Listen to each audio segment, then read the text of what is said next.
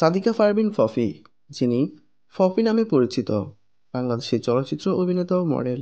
তিনি 1997 সালে মনতাজুর রহমান আকবরের কুলি ছায়াছবিতে অভিনয়ের মধ্য দিয়ে চলচ্চিত্রে আবির্ভূত হন।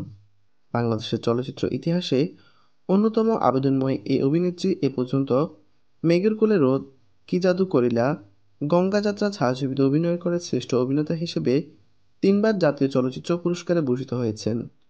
মডেলিং থেকে চলচ্চিত্রে আসেন পপি।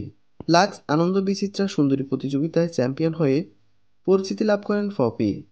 1997 সালে সোহানুর রহমান সোহান পরিচালিত আমার ঘর আমার বেহেশত ছায়াছবিতে অভিনয়ের মধ্য দিয়ে চলচ্চিত্রে পা রাখেন পপি। কিন্তু তার প্রথম মুক্তিপ্রাপ্ত চলচ্চিত্র কুলি। মনতাজুর রহমান আকবর পরিচালিত এই চলচ্চিত্রে তার বিপরীতে অভিনয় করেন ওমর সানি। ছবিটি সেই সময় 7 কোটি টাকা ব্যবসা করে মাইলফলক করে। এরপর 1998 সালে রিয়াজের বিপরীতে বিদ্রোহ চারিদিকে, 1999 সালে মান্নার বিপরীতে কে আমার বাবা ও লাল বাদশাহ, 2002 সালে কমল সরকার পরিচালিত খেফা বাসু ও বাবুল রাজা পরিচালিত ওদের ধর ছায়াছবিগুলোতে ব্যবসা সফল হয়। এছাড়াও আরও অসংখ্য ছবি করেছেন।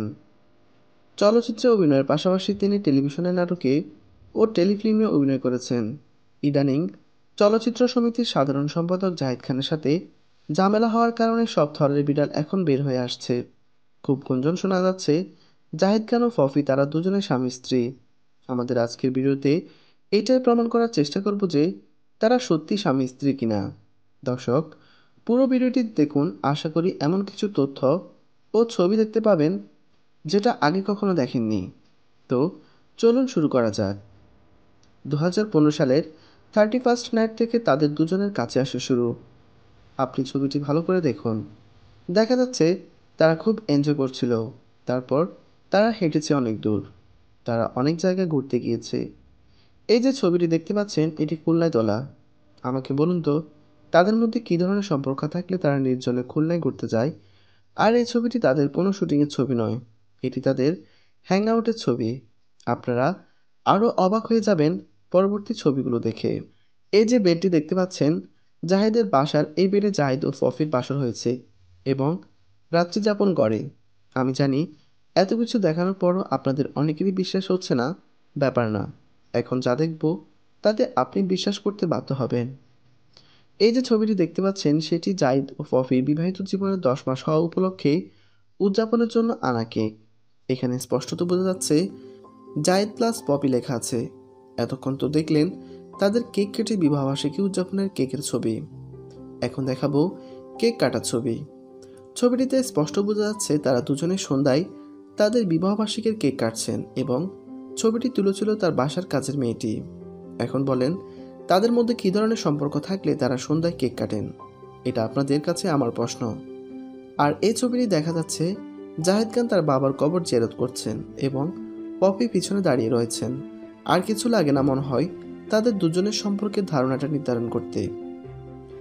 পপি জাহিদকে প্রচুর সাপোর্ট করছে। পপির জন্য জাহিদ আজ এই চেয়ারে বসতে পেরেছে।